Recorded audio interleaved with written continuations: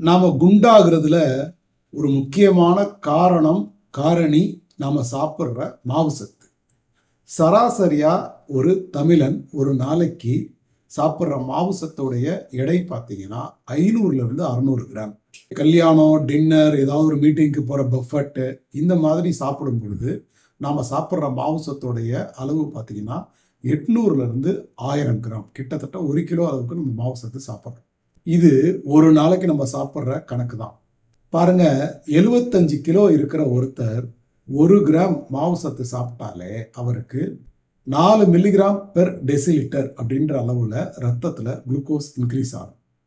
ஒருவேளை உணவா ஒரு 150 கிராம் மாவுச்சத்து சாப்பிட்றாரு அப்படின்னா அவரோட ரத்தத்துல 600 மில்லிகிராம் பெர் டெசிலிட்டர் அளவுக்கு சர்க்கரை உயரும். 150 கிராம் மாவுச்சத்துக்கே 600 மில்லிகிராம் பெர் டெசிலிட்டர் சர்க்கரை ஏறும் அப்படின்னா ஒரு நாளைக்கு ஃபுல்லா சாதாரணமா ஒரு 1/2 கிலோ அளவுக்கு மாவு சத்து சாப்பிடும் பொழுது எவ்வளவு அளவு சர்க்கரை ஏறும் அப்படின்றத புரிஞ்சுக்கணும். நம்ம வாழ்க்கை முழுவதும் இந்த மாதிரி மாவு சத்தை தொடர்ந்து சாப்பிட்டுக்கிட்டே இருந்து ரத்தத்துல சர்க்கரை அளவுல ஏத்திக்கிட்டே இருந்தா என்ன நடக்கும்?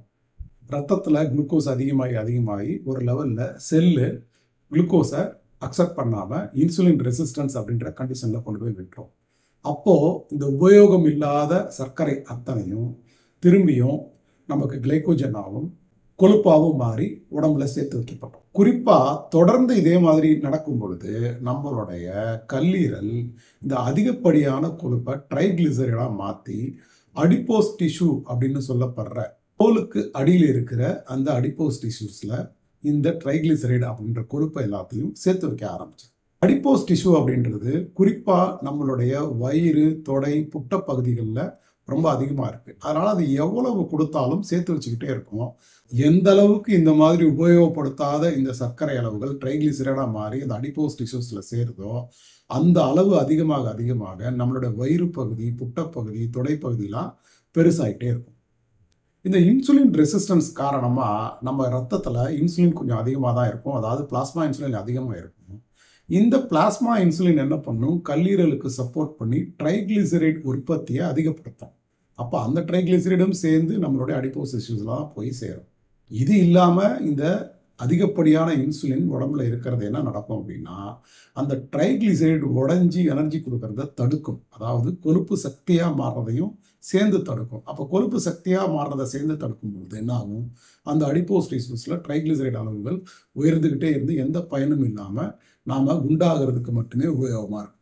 இது இல்லாமல் இந்த கெட்ட கொழுப்பு அந்த ட்ரைகிளிசரைடு என்ன பண்ணுது அப்படின்னா நம்ம உடம்புல உள்ள உள்ளுறுப்புகள்லையும் சேர்ந்து படிய ஆரம்பிக்குது. கல்லீரல் நிறைய உள்ளுறுப்புல போய் படிய ஆரம்பிக்குது. இது நம்ம என்ன சொல்கிறோம் அப்படின்னா விசரல் ஃபேட் அப்படின்னு சொல்கிறோம். ஒருத்தருக்கு 32 இன்ச்சு தான் இடுப்பு இருக்கணும். ஆனால் அவருக்கு 42லேருந்து 47 அளவு இருக்குது அப்படின்னா அவரோட வயிறு பகுதியில் மட்டுமே 10லேருந்து 15 கிலோ அளவுக்கு கொழுப்பு இருக்குது அப்படின்னு அர்த்தம். இது இல்லாமல் நம்ம என்ன பண்ணுறோம்? மாவுசத்தோடு சேர்த்து கொழுப்பும் நிறைய சாப்பிட்றோம். அதாவது மட்டன் பிரியாணி சாப்பிட்றோம் அப்படின்னா அதில் உள்ள அரிசி மாவு சத்துனா மட்டனில் இருக்கிற கொழுப்பு சத்து. சர்க்கரையையே நம்ம சரியாக எனர்ஜியாக பேர்ன் பண்ண முடியாமல் தான் அது திரும்பி வந்து கொழுப்பாக மாறிடுது. இப்போ நம்ம சாப்பிட்ற கொழுப்பு மட்டும் எப்படி எரியும்? அதுவும் சேர்ந்து நம்ம உடம்புல கொழுப்பாக தான் டெபாசிட் ஆகும். ஸோ அதனால தான் மருத்துவர்கள்ட்ட போகும்போது அவங்க நீங்கள் கொஞ்சம் உணவை குறைச்சிக்கோங்க, உணவில் கொழுப்பை குறைச்சிக்கோங்க அப்படின்னு சொல்லி ஒரு அறிவுரை கொடுக்குறாங்க. ஸோ ஒட்டுமொத்தமாக நம்ம பார்க்கும்போது இந்த உடல் பருமனுக்கு முக்கியமான ஒரு காரணம் நாம் அதீதமாக சாப்பிட்ற மாவு சத்து தான். அது ட்ரைகிளிசரைடாக கன்வெர்ட் ஆகி அடிப்போஸ் டிஷ்யூஸ்லையும் விசரல் ஃபேட்டாகவும் மாறுறது தான். இதை பற்றி இன்னும் விரிவாக அடுத்தடுத்த வீடியோவில் பார்க்கலாம்.